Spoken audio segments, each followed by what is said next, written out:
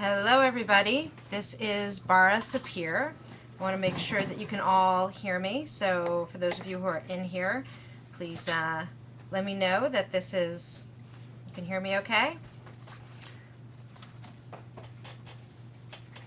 Everyone hear me? Excellent, great, thanks. So my name is Bara Sapir and I'm Executive Director of Test Prep New York, and today what we're going to be talking about is how to manifest your best SAT score and ACT score. And the way that you can do this, there's a variety of different ways, and we're going to talk about first, what does the ACT and SAT really test? So if you think about it, do you really think that college or graduate schools even really care if you can add fractions or if you can identify modifiers or know vocabulary? Do you really think that vocabulary or the properties of zero really make you excel in college or graduate school? So at any point also, you guys have the option of asking me questions. So if you do have any questions, please feel free to file those over there on the question sheet. So the important thing to know is that you really want to get real about how you're going to take the ACT and the SAT and play the game that they're expecting you to play. Because the truth is that tests don't only measure what you know or how well you know it, tests are also measuring how well you take tests. So what's important is to really get clear on where your strengths lie, what you need to do, and understand that there's really a triad. There's content mastery, there's strategy, but there's also how well you take tests and who you are when you go in to take a test and how well you manifest that score. So in talking about this has as much to do with your mindset as it does about content mastery. So what does that mean? It means that if you go into a test and you have all the best intentions, you've studied, you've taken diagnostics, you know everything, or you think you know everything, what happens when you go into the test and you freak out? Or what happens if you go in and it feels like you are like a deer in headlights? So we don't want that to happen to anyone who's here. We want you to go into a test and feel comfortable, confident, and really to be your best self. So what we're going to be talking about today is how we're going to broaden your understanding of the issues that compromise a person's performance on a high-stakes test like the ACT, like the SAT. We're going to identify some of the time management challenges and other bad habits that hold us back. We're going to identify some easy and effective strategies to combat test anxiety and techniques so that you can build your confidence, so that you can go into the test feeling amazing. And you also want to be able to increase your focus, make sure that your retention and recall is totally on target, and that you go in feeling totally and completely relaxed. So what does that mean? Well, it means that you want to study to your strengths. It means that you want to learn what effective strategies are going to promote peak performance. And all of this is going to lend itself so that whatever knowledge you do have, whatever information you are working with, whatever strategies you've been working up with to this point, it's going to help you do your best on the test. So here's a fact. 30 to 35% of students are handicapped by test anxiety. We see many students, it's surprising that the number is that low, because almost anyone I speak to, whether it's an adult or a student, they feel that they've had test anxiety at some point. So think about it. Have you ever gone into a test? Have you ever felt that you weren't performing to your capacity, or you couldn't get your mind off looking at the clock, or you couldn't really perform to the best of your ability? So if that sounds like you, that it's possible that you might not be handicapped by test anxiety, but you might be suffering from some aspects of test anxiety. And we're going to talk a little bit about that. So let's talk a little bit about what the plan is here. What is the success plan? Well, the first thing that you want to do is figure out, are you going to be best studying alone, with a tutor, or in a group setting? Each of them has pros and cons. We want to figure out how do you best learn? Are you someone who learns by experiencing someone at the front of the room and talking about how to take a test? Are you going to learn best by looking at a book yourself? Or are you going to learn best by working with a tutor who can hone in on what your strengths and weaknesses are and take a high yield approach? Look at what are the biggest areas that you need to improve upon and focus in on that. Or is it going to be some combination? Because ultimately, whatever you learn from a group or with a tutor, you're going to be alone studying it yourself. The next piece is you want to make sure that you master whatever content they're testing. You don't want to study calculus or physics because it's not going to be on the SAT ones. Maybe you're going to want to study that for SAT 2s, but not for the SAT and certainly not the ACT. You want to have a strategy. How is it that you're going to approach one type of question over another? If you only do it at face value, you're going to find that the test is going to be a lot more difficult because the test actually is set up to be tricky. We want to make sure that you have your time managed and that you're living a balanced lifestyle. What does that mean? It means that you shouldn't be studying 24/7. It means that in addition to homework and school, that you should be spending time with friends, that you should be sleeping enough hours. And although that sounds, out of the study issue, what you want to do is you want to make sure that you're balanced, that things are relaxed, and that all of this is in an organized manner. And then most importantly, you want to have a positive mindset. You want to go into the test and feel completely in your game, feel completely confident, and we're going to be talking about ways that you can manifest that. So the first thing that you want to do, and we have this up, it should be up tonight on our website, but you can ask yourself a bunch of questions that we have online of what is the best way for you to study. Is it for you to study alone? Is it to study with a tutor, to have one or two mentors who can go through the math piece or the verbal piece or the writing, the reading, to go through each of the different pieces? Maybe you're a math whiz and you're scoring close to perfect on that. Well, then you're not going to want to spend as much time, and that's what a tutor is going to do. But if you're in a class, you're going to get really awesome broad strokes, and that's going to help you with understanding the full test. Or do you want to just get a book? This is what I had mentioned before. But everyone is going to have a personal style and a personal way of study, so you want to make sure that you figure out what your best way of study is.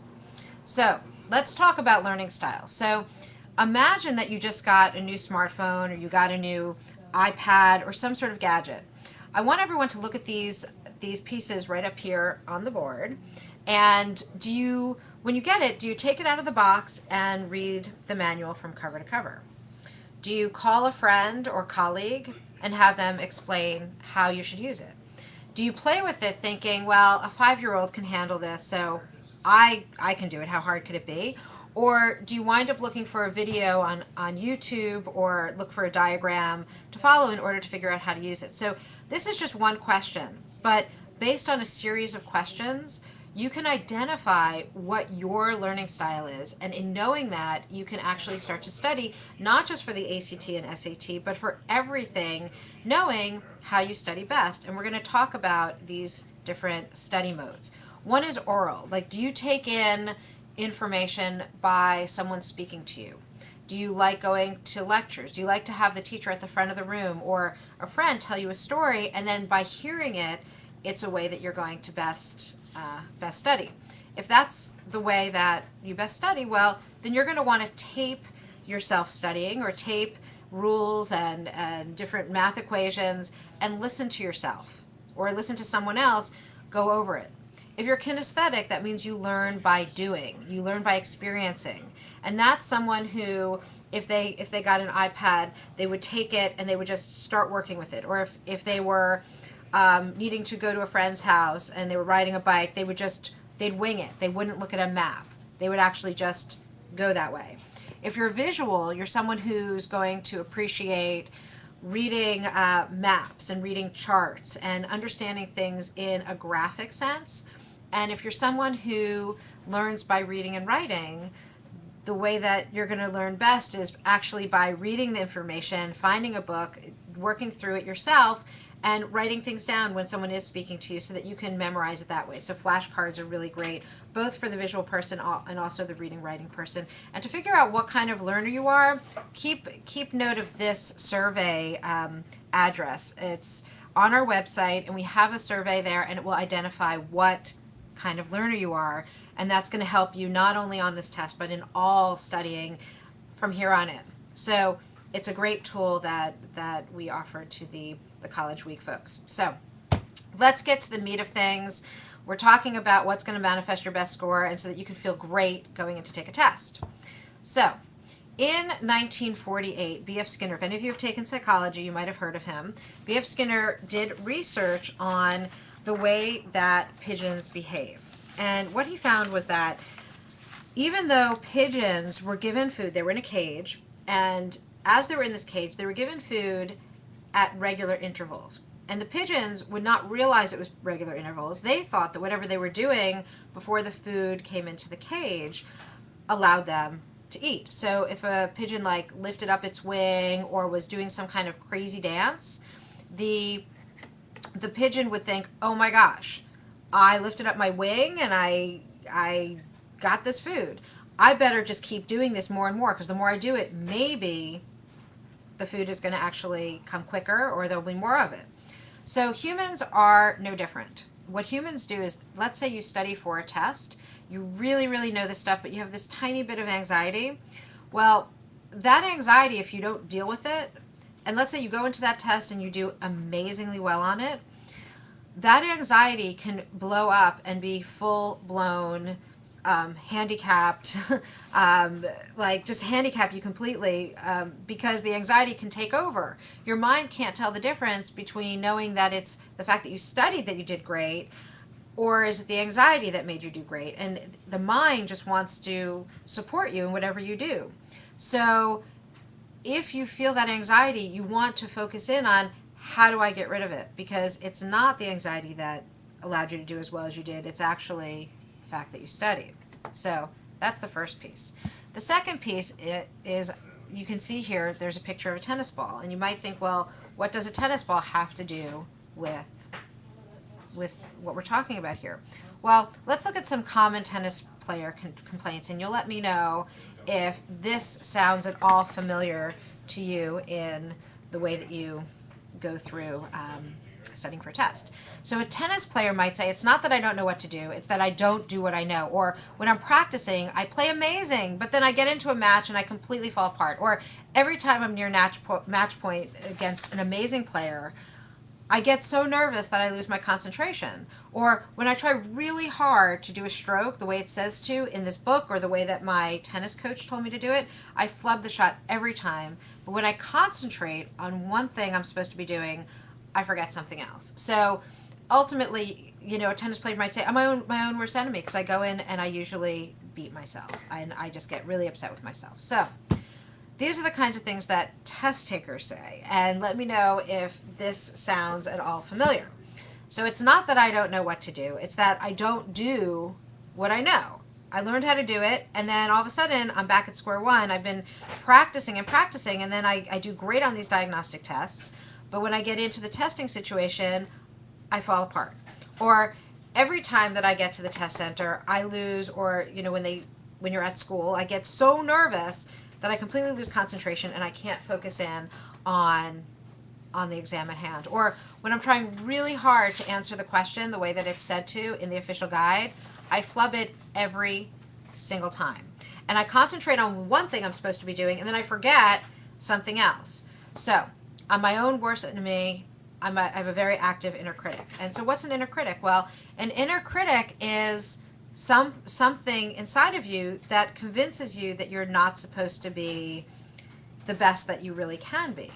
And the point of this is that you want to fire the inner critic. You want to completely make sure that there is no room for this inner critic at all. So if you find that you're saying things like, well, it's not my fault, it's the way that it's always been done, or this test is really hard, or I never do well on tests. That's a really popular one. I'm a horrible test taker. Or I'll try, I'll give it my best shot. Well, when you find yourself making these excuses, that means that you probably have an inner critic, and we want to find out ways to fire the inner critic. And the way that we do it, and this is getting back to the tennis ball, is that there's an inner game that's always being played and an outer game that's being played. So when you think about the outer game of going in to take the SAT test, really what's going on is that you've got the test booklets, you've got the scantrons, the things, the bubble sheets, you've got your pencil, you've got like what happens if your pencil, you need to sharpen it, you've got the proctors, you've got other people around you, you've got the timer, you've got all of these pieces in place, and that's the outer game, plus the questions, plus the rules, plus the timing. That's the outer game. The inner game is who you are when you go in to take the test. And what we do with our clients and what we empower people to do is to manifest the best inner game that you could possibly have, which means that you feel great going in. And now we're going to talk about what that means and how you can achieve that. So succeeding in the inner game means that you achieve a sense of flow. So maybe some of you have played chess, or you play an instrument, or you're an artist, or you love sports, and you know that moment, or even you love talking to your friends. You know those moments when you are in your best self. You're in that space of time flowing by and you just feeling really great. It's called being in flow, or it's called being in the zone. So flow means that when you are in this state, you are the most happy because you're not really focused in on anything else except the moment at hand. If you watch the Super Bowl, which I actually didn't, but if you watch any sport, or if you watch any artistic creation, or any musician at a very high level, that state of complete absorption and of creating this amazing output, whether it's athleticism or it's artistic, that idea of being in that zone or being in that groove is really the best state to be in. And what happens is the ego falls away, time flies. Every single action, every movement of thought will follow the previous one, and your whole being is involved, and you're just fully, completely engaged. So you're following your intuition, but your intuition is being formed, and what you feel is being informed by all of the practice you've done. So if you think of a tennis player, right? A tennis player will try every single time that they're playing the game to actually move into that state of flow, so that when the practice that they've done leading up to the game, all of the times that they've hit the ball, all of the times that they've engaged with making sure the ball goes over the net within the lines, the outer part of the game, that when they're in the game, all of that will come to pass. You don't need to play scales when you're giving a performance. When you're playing chess, you don't have to think through all of the times that you did it a certain way, because you intuitively know. And when you're taking a test, it's the same thing. You want to enter into that state of being totally and completely fully present. And because you've been in that state, I promise everyone who's on this call has been in this state at some point, you're going to be able to achieve that when you're taking the test. So what's next? How do you fire the inner critic? How do you be present, and how do you achieve flow? So the first thing that we're going to talk about in dealing with this is time management. And this is specifically time management for the SAT and the ACT. You want to figure out, since this test is timed, since it's a high stakes test, what is slowing you down? So is it your reading speed? Is it that you're going over the questions or answers over and over and over again? Are you trying to convince yourself that a certain answer is correct? Are you attempting to absorb and comprehend everything that you're reading? Are you being a perfectionist? So are you realizing that as you're going through this, you made some careless errors, so that you go back, but then you're unable to find what question you were working on? Or do you go back and forth on the answer sheet after every question? You answer a question, you go to the answer sheet. You answer a question, you go to the answer sheet, instead of doing it in blocks. Or are you going into the test and thinking about just about everything else except what you're working on? So these are things that are going to compromise your performance. So let's first talk about the first one in how you read. So these are 3 things that we always ask our students. So are you reading to yourself or hearing voices in your head? Meaning that as you're reading this material, do you find that you're actually not alone, that you hear yourself speaking while you're reading? Or do you find that you start reading and you realize you haven't been paying attention, and then you have to go back all the way to the beginning and reread the thing over and over again? Or do you pronounce or identify vocabulary that you just don't know? Like you're seeing this word and you just keep on saying it over and over again. So if you answered yes to any one of these, it means that you have a habit, a bad habit, and you're probably not reading as effectively as you should to get your best score. So how fast do you read? So right now, I'm going to put this up, and you can't, it looks like you can't really see it so well, but we're going to have on our website very soon, for those of you who check into the website, we're going to have, I would say in a week or so, a way that you can actually time yourself. And the way that you could do this, there are some free sites where you can actually time yourself and see how quickly you could read. On here, I don't know, I think that if you make this as big as it can be, I still don't think that it's, actually if you make this the size of your screen, you can actually read. And so I want to encourage everyone to do that. Make this screen as big as it can be. And in front of you, you should see an essay. And what we're going to do is we're going to actually time ourselves now to see how fast we can read right now. So I do have some questions here, and I'm going to answer them now. If they are relevant, some people want to know how to get a 15 or better in the ACT. Someone wants to know how to get a copy of the presentation, and some people are asking about what happens when we're overwhelmed. Is there a possibility to feel confident on your upcoming test, but overwhelmed by the questions in front of you? So I want to talk about that right now. I'm going to talk about that after we see how fast we go. So everyone get ready. You're going to start at the beginning, at the top, and we're going to see what we do. So I'm going to give you a minute, and in this minute, we're going to figure out how many words per minute you read. You ready? Start.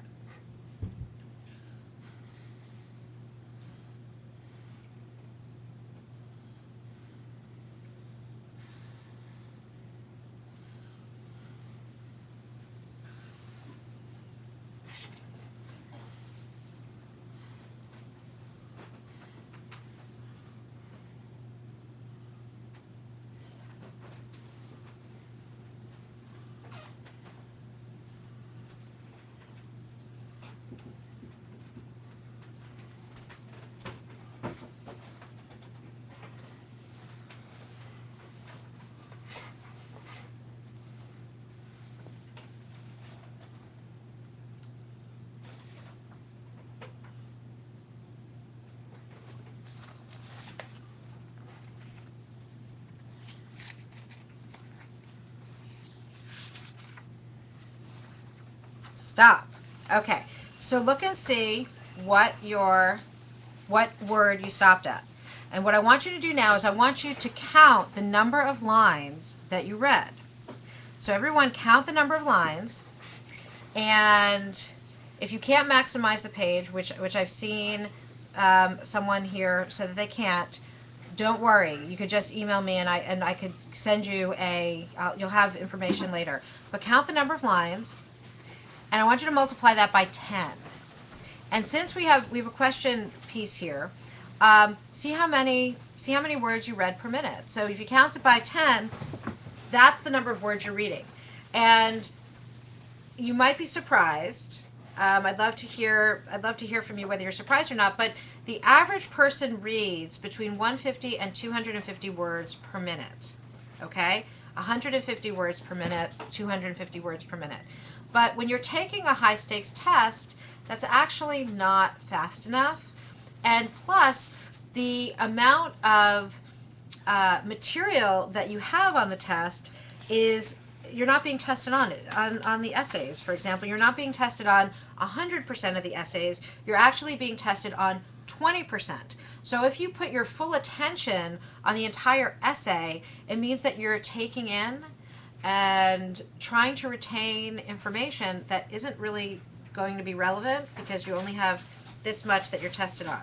And ultimately, what you're getting points for is not how well you read, right? So you're not going to go in there and someone's not going to say, like, let's say I see some names here, Brittany, great job on the reading. Let's go out for coffee. Or Amanda, amazing. Like the way that you read that essay was really cool. And I would love to go out for an ice cream soda and discuss this with you, right? No one is going to say that, right? So it's not about how you read. It's that you can read effectively and that you can go in and you can get the answers that you need to get.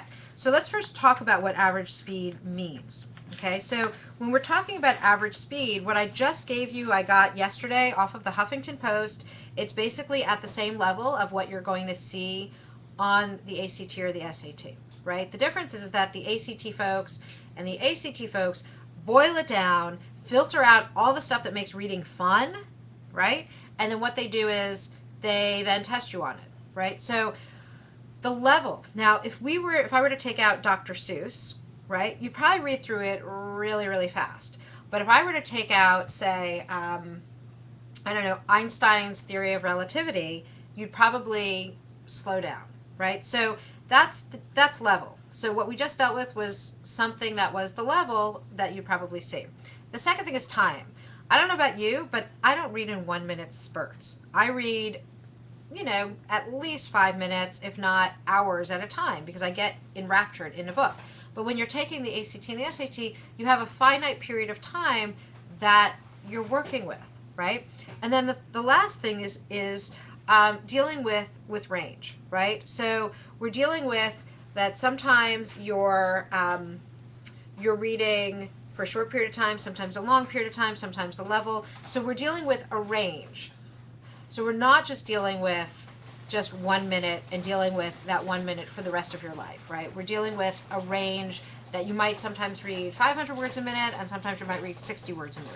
So that's what you want to keep in mind. So let's think about how fast we think, right? So if you think about how fast you think, we actually don't think in words. We actually think in concepts, and those concepts, when mathematically centered here, right? When we think about how fast we're thinking, it can actually be 4,000 words a minute. So right now I'm looking at the screen, but I can see in my peripheral vision my board, my books, my contacts, things that are going on in the office right now. But all of that is being filtered through my mind. Now, if you're only reading 150 to 250 words a minute, let's say, but you're thinking in 4,000 words a minute, what we want to do is we want to bridge that great divide. We want to bridge that gap, because if your mind is capable of thinking so much faster, then you want to actually make it and train it to think that much faster. You don't want to just deal with thinking at a rate that's slower. And one of the reasons, if we go back to those three, I'm going to go back to these three different things that I said are bad reading habits here. If you're hearing voices in your head, it means you're reading too slow. It means that you need to develop some skill sets to actually not hear those voices in your head. Or if you find yourself rereading, it means that you're not fully focused and that you have to come up with some skills and ways of moving through the material so that you're not bored with it, right? And if you find yourself pronouncing or identifying vocabulary or saying certain words over and over again, like for example, if there's an essay and it's about Picasso, you don't have to go on and on and on by saying Picasso's name, right? It's just not, it's not necessary. So in moving back about time management, the next thing that I want to talk about is, well, what does your time look like? How are you spending that time each week in preparing for the test? And everyone on the call should have some kind of a calendar that you either share with your parents, you share with your mentor, your tutor, about what does your day look like every day. Now, obviously you have school, obviously you have obligations, you might have some after school things, volunteer things that you're doing. So you want to have in place, what does your schedule look like? And what's important is not that you just have your study on here, but what about time that you spend with friends? What about downtime? What about time that you're hanging with family or just watching a movie? So all of this is super important. It's not just about the study. It's about things being balanced. So let's talk about firing the inner critic, and let's talk about how are you committed to be present and in the flow. There's many ways that you can fire the inner critic, and part of that has to do with stress management and anxiety relief. Oftentimes we get into the habit of thinking that that that someone else might make us feel better, but ultimately it's our responsibility. So if we feel stress, if we feel anxiety, that inner voice can come up. So there's a variety of stress relief techniques that we can employ, and anxiety relief techniques which can actually improve scores up to 12%. But frankly, we've seen scores go up a lot higher. We had a student who took a test. And the section went up to 800. They went up 230 points on an 800-point scale just after learning some of these stress relief techniques. We've had students go up 100 points in a weekend just learning some of these anxiety relief techniques. So this stuff is real and it's important, and we're going to go over some of them. So we might even do one together if we have time. So you want to balance things out. So you've got your content mastery, you've got your practice, you've got your strategy. The next piece is you want to balance things out. You want to have time when you're either in meditation, prayer, downtime, whatever it is, yoga, just time that you can be without worrying about other things, and be in a way that you can just zone in on something else. So meditation does this, yoga does this, prayer does this, listening to music does this, and we'll talk about music later. You want to make sure that you're eating right? So that you're eating healthy food, that you're, I'm sure that you know what makes food healthy, what doesn't. You want to be in a place where you're constantly making good food choices. You want to exercise and get clean air, and you definitely want to hang out with your friends a little bit.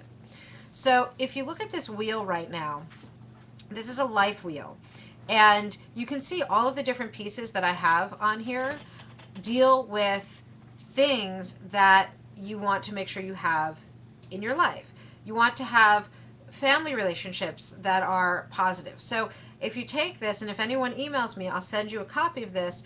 You want a chart on here. So if you look, there's all of those lines going from the center to the outside. You want a chart on each one of them where things are at for you. And some of them are going to be relevant, some of them might not be. But if they're relevant to you, you want to chart them. And the goal is to get closest to the outside of this life wheel as compared to super inside of it. You want to be able to have a balance. And you could just chart for yourself where you want to be with this. And when we just simplify it a little bit more, you can look at this here, that you want to attain inner calmness. And the way that we do that is by having other pieces outside of us actually be in harmony. So we talked a little bit about some of the more obvious things like nutrition and sleep and hang out with friends and downtime. The other things are there's help that you can get from some tools. And I'm going to walk through each one of these on here because you might have heard of them, but you might not have. But in combination with content mastery and test-taking strategy, and in having a balanced lifestyle, this will help you fire the inner critic and also move into that state of flow, which is exactly where you want to be. And it's not just some of the time, it's all of the time. And knowing these skill sets allow you to move into peak performance and to do it constantly. So maybe you've heard of some of these, maybe you haven't, but hypnosis. So hypnosis is just a state of high concentration, right? It's a state where you've got a focus in mind, and you're so focused that you don't notice other things going on. So for example, if you're watching a movie and someone walks in but you haven't noticed that they walked in, or you're at a movie theater and you're sitting in your seat and all of a sudden someone's sitting next to you or behind you and you didn't even hear them come in, then you're in a state of trance. And in that state, you're able to actually move beyond the critical faculty, move beyond the judgment, and actually change behaviors. And if you're feeling anxious, and if you're feeling that you're not on your game, you want to change that response. And you can do that through getting into a state of trance. And it's super easy, to get into it because we move in and out of it all the time. And it's super easy to make the behavior changes that you want to make. Again, if there are any questions, you can put them up on the board. Type them to me. I see everything going on right now. The next thing is sound healing. So if you think, for example, that you go into a restaurant and the music is very calm and mellow, you start to feel yourself move into that calm and mellow place. Well, if you go into let's say a game room, or you go into a different kind of restaurant where the music is blasting and it's really intense and loud, you're going to have a different feeling. So sound healing takes those ideas, and it also takes tones and the way that tones respond to our body, and it allows you to move into a place of being more relaxed and more calm. So yeah, all of this information is either on our website, or if you want to get more information, someone just asked if this information is all on our website. Some of it is, and our audio program actually goes through and talks about each one of these, and we do have information that we can send to anyone who's interested. So Laura, thanks for bringing that piece up. And in terms of seeing this again, I talk about this all the time, every day, so you are always welcome to call our office, because this is what we do. And we could probably get these slides to people if they're interested in getting these slides.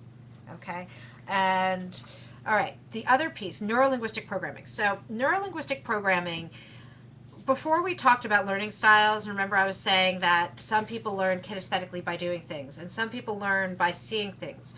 Neurolinguistic programming has to do with understanding how you take in information in the outside world. Like let's say you take it in by the way you see things. And oftentimes you could tell how people take in information, because let's say you tell them something and you say, do you understand what I'm saying? They might say, yeah, I see what you mean, or yeah, I get it, or yeah, I hear you, or oh my God, I totally feel what you're talking about. So all of those words are key words in our understanding how a person takes in the world.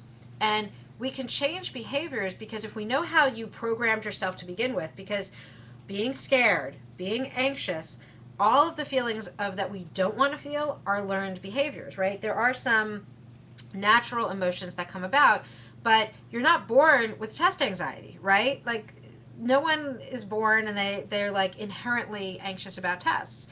It's something that you taught yourself for whatever reason.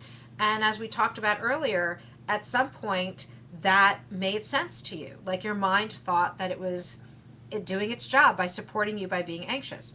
So by understanding what the behavior is that you don't want and how you got that behavior, we can create new scenarios through the way that we think and the way we imagine in order to change the behavior. So let's just try something for a minute. So imagine that you're in a movie theater, okay? You're sitting in a movie theater, and you can see, you're all the way at the back, and you're even up top where the light's coming down. And you can look down and you actually can see yourself watching a movie theater. So you're up top watching yourself on screen taking the SAT. So it sounds weird. I know it sounds weird, but imagine you're watching yourself and it's a movie playing and it's watching you take the SAT. And it's watching you and how you're doing it. Well, if you notice that very last moment, or what question you're looking at before you feel that anxiety. And it could be this way if you're going into a plane, or if you're scared of snakes, or you're scared of water, or scared of skiing.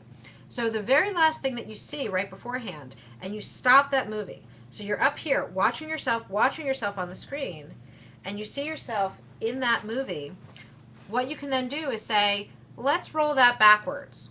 Okay, we're going to just redo this. We're going to watch that movie backwards. And your imagination can do it, because your imagination allows you to do really whatever you want.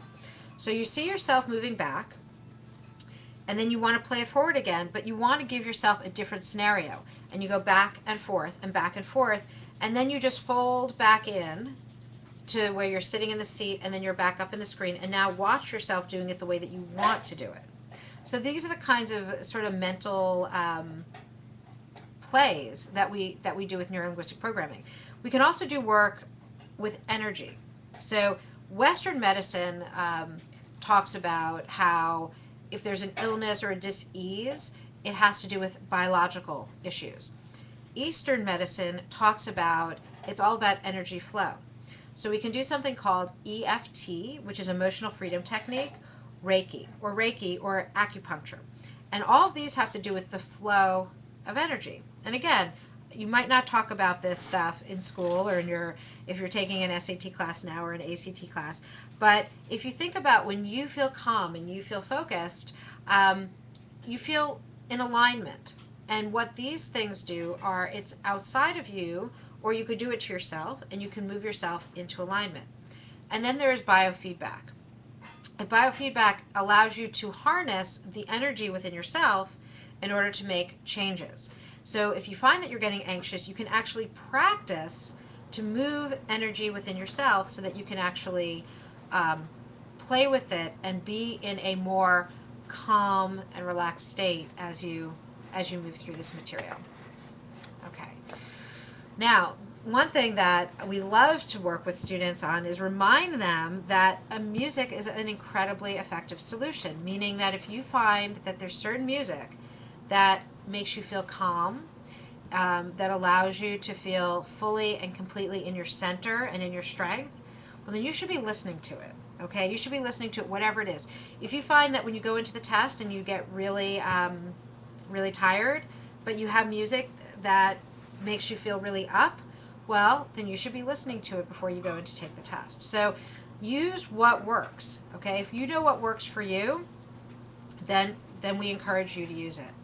And then again, there's more. There's balanced lifestyle, exercise. These are things that I talked about before. So what Test Prep New York does, what we talk about with our students, is that we're trying to empower them. We are empowering them to get into a space of yoga for your mind, to get into a place of focus and confidence so that you're fully empowered to do awesome on the test. And the way that we do this by, like I said before, content mastery, making sure that you have test-taking strategy. And you don't need us to do this. This is available through a lot of different avenues, through whatever way you wind up studying. You should always have the content mastery and the strategy. But in the full potential methods, Test Prep New York's full potential methods, you want to get into a state where you can retain and recall when necessary. Not on the reading comp where you want to read and you want to read fast. You want to read efficiently. And that you want to be able to go back to the passage to find the answers. You want to be relaxed. You want to go into the test fully calm, fully in your center, and feel great. You want to be in full concentration and fully focused, and you need to persevere. The SAT in particular is a really long test, especially if you have extended time. Some people get extended time. So what are you going to do to be in that state of perseverance? And you want to feel confident. You don't want to have a false sense of confidence, meaning that you should feel confident if you have done everything that you need to do to get a great score. If you've seen the diagnostic test and you know exactly where your strengths are, you know exactly where your weaknesses are, you've moved through them so that you're doing great, then you can go into the test knowing that if you've practiced with the official guide, you've practiced as many questions as are published by the College Board or by the ACT folks, that you're going to go into the test and you're going to do great because there's no surprises. And then you want to have for yourself a combination of tools that will ignite your best self, right? So, and you want to ignite that self all through the study process, and especially the night before and the day of the test. Through your study process, you want to have great time management, and this is we talk about mind flow because our mind flow class is our speed reading and positive mindset class. It's a one-day class. But whatever it is, you want to get your time management in sync because you want to make sure that when you're in the test that you're dealing with not only the global time management of how you've studied up till now, but also time management on the test. You know how long you want to spend on each question type. And I'm just going to bring up our mind flow class. Right now we teach it live in New York City and in San Francisco. And we'll be offering it in other cities, but this deals with speed reading, strategy, and optimal mindset or positive mindset. And we find that a lot of students have the most problems with, or the most challenge with reading comprehension, but it's super easy when you can move through and understand these different pieces. So here's a couple of different resources that I recommend you write down. The first one is to determine what kind of learner you are, right? So This is one of the websites. The other one is, I'm not sure if it's up yet. I don't think it's up yet, but it will be up by tonight or tomorrow. And that's whether you should study alone, with a tutor, or with a class. Right now, we do have one up, but we're revising it. So write down this, and certainly if you send me an email, you'll have my email address in just a minute. I'll be able to send you a direct link once it's live. And just a little bit about who we are and who this person is telling you about all this stuff. So I'm Bara Sapir. I'm the founder and executive director of Test Prep New York, and we are the only educational company that fuses together academic and test preparation training with these mental enhancement techniques so that you can optimize your test-taking potential because you're aligned. We're aligning you intellectually, emotionally, intuitively, and it's not just for the test, it's for life, and that's what our company is all about. So I want to thank everyone. I've got time for questions. I've been talking a really long time, and I'd love to hear how I can help you in these last 15 minutes. There's a bunch of you here, many of you here. So please feel free to ask a question. And this is the information on how you can reach me if you have any questions about anything that I've talked about, or if you'd like to see these slides. We do presentations at schools. We do presentations with parent groups. We can teach workshops really about any of these topics, and we also work one-on-one with students. So here's our contact information, and I'll put that up. I want to thank everyone for coming. And here again is our information. And really the floor is open. If you have any questions, let me know, and I'm happy to answer them because I'd love to. We do have a few minutes. I can also teach. We could go through actually an anxiety, like a quick process. We'll do that. I'm going to give you a quick bonus for what you need to do if you're in the test and all of a sudden you feel anxiety coming upon you. What can you do? So I want everyone to sit in their chair. I'm hoping people are sitting in their chair, right? Sit in your chair, feet on the ground. Take a deep breath in and exhale. Take another deep breath in. Exhale. Now, I want you to imagine what it feels like when you're feeling some sort of angst or some kind of anxiety. What you'll notice is that it will often go in a kind of spiral, backwards or forwards, or it will go in a diagonal. So whatever it is, however it is, take that on and imagine it, right? So imagine what that is like, okay? And many of you will have a lot of other feelings, right? So, and we'll talk about some of these other things that come up. But imagine this movement, right? So I want you to close your eyes, and I want you to just imagine that you're taking that spiral, however it's moving, and take it outside of you. So whatever direction it was going in, I want you to now go in the opposite direction. You can even take your hand out and move it in that opposite direction, and imagine that anger or that anxiety or that inability to focus, whatever it is, allow it to just move the other direction. Now I want you to think of a time when you felt really inappropriate laughter, like you're someplace and you're completely not supposed to be laughing, but you're laughing. You're finding yourself laughing. So throw that in the mix, and I want you to throw into the mix, think about someone who you really love. It could be a person, it could be a family member, a friend, a boyfriend or girlfriend, it could be a pet, whoever it is, a grandparent. Like, imagine that person, right? And throw that love into the mix. Now imagine a place where you feel fully relaxed. You feel great. It's beautiful. You look outside and it's just this amazing, gorgeous, amazing place. So imagine that now and throw that in the mix. And now put that back inside of you. Take that spiral, put it back inside of you. Take a deep breath. Great. So that is a way to just nip this anxiety in the bud, especially when you have, like, when you see a question and you're freaked out about it. It should take about 5 seconds to do this really fast. Okay, so this is a great technique to use. Someone here has asked, they've got IBS, irritable bowel syndrome, and generally hypnosis and EFT, which is a tapping mechanism, is great for this. If you go into a test and you just start to get an upset stomach, It's a very common, and those two techniques are amazing to work with IBS. Hypnosis, NLP, and EFT are fantastic. So I would definitely encourage you to look into those three.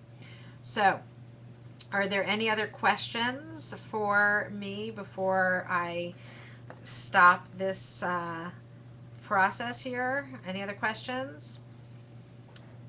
Okay, it looks like someone wants to know which test they should take, either the ACT or the SAT. So ultimately what you want to do is you want to do a diagnostic in both and see where you score on both of those tests, because some people score a lot higher on one than the other. So based on where you score your best, that's the test that you want to take. But you should be well aware that you're probably going to wind up taking tests multiple times, and so that you shouldn't, you should just plan that you're going to be taking the test at least 2 times, and plan your SAT2s accordingly with that. Okay, so someone is now asking me about test anxiety. So yes, okay, we do have tutors in Los Angeles.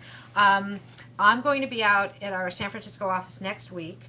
I don't know if I'm going to be up in LA or not. It's possible that I will be, but you can certainly come down and see me, because I'll be seeing clients in San Francisco.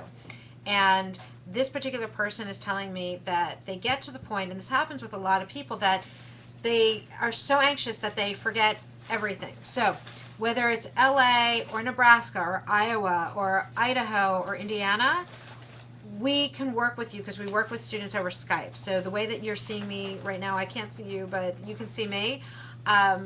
We work with people at a distance, so you can always work with someone in my office. So definitely take down information on the screen and get in touch with me, Giancarlo, so I can talk with you more about different things. We also have an audio program, and the audio program is a 5.5-hour program, and it's not content based, but it talks about the SAT and it talks about the ACT. So if you've been studying, it's not going to conflict with that. It's only going to get you mentally into the place that you need to get into.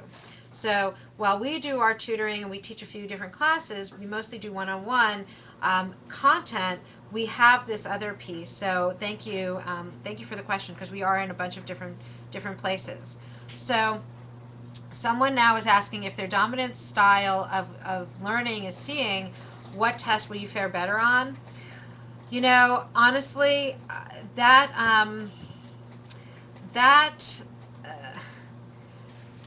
doesn't really have a relationship to the test. I mean, both of the tests have some graphs and charts, like the science section on the ACT.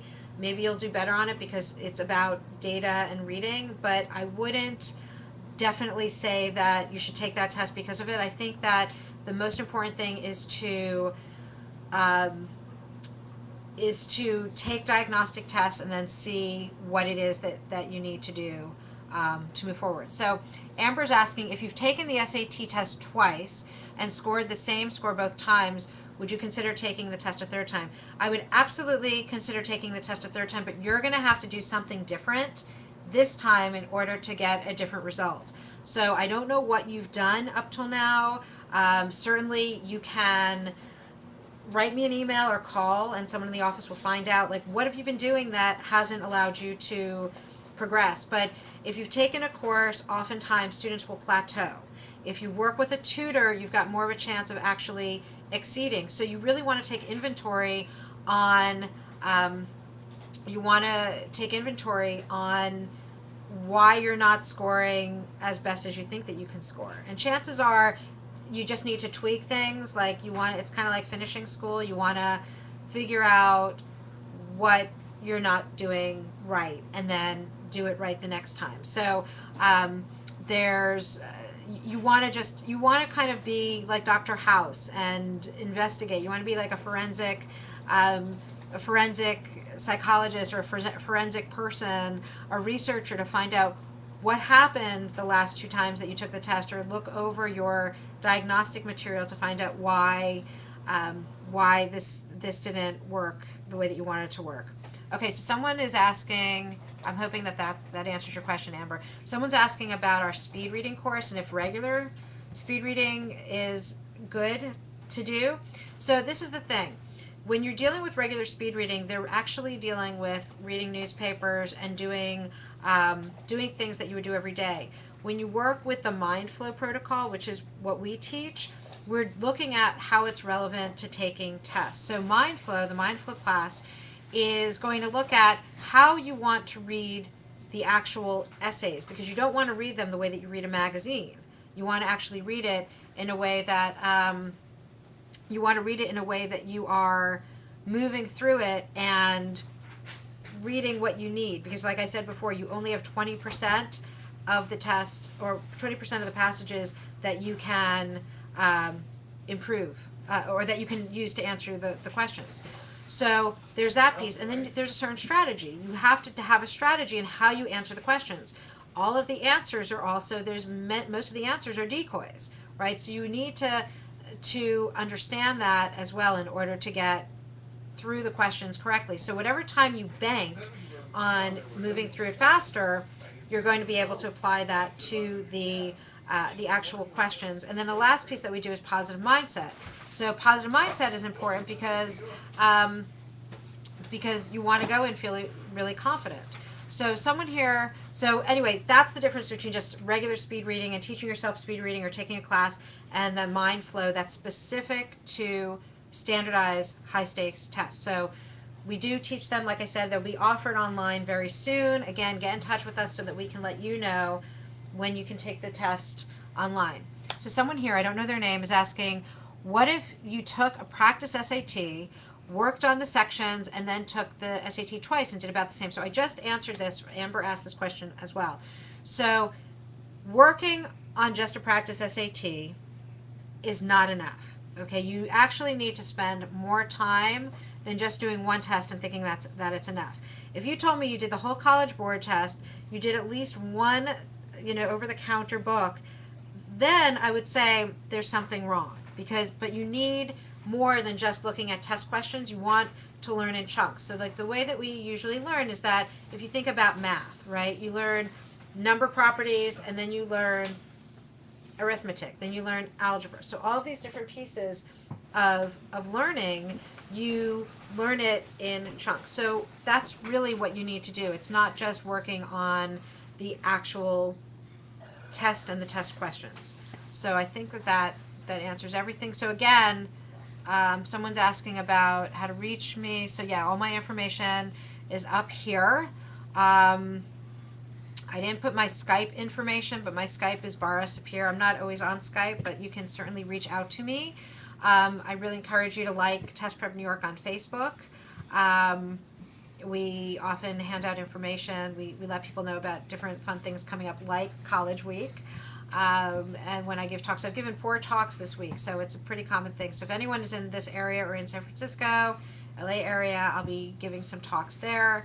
And I want to thank everyone again for this this session. You're very welcome, Brittany. Thank you so much for joining us, Brittany and everybody else.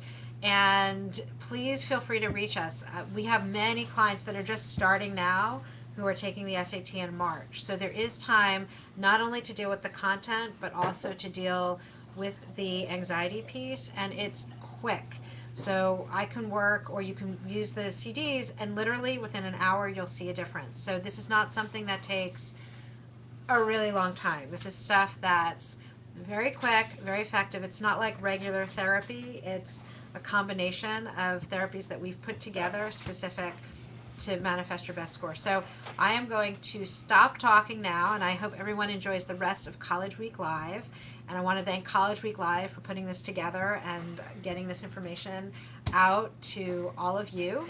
And if any of you have any other questions, feel free to get in touch with us. And thank you so much. Everyone have a great day, a great night, and good luck on your test. And we hope we hear from you. Bye.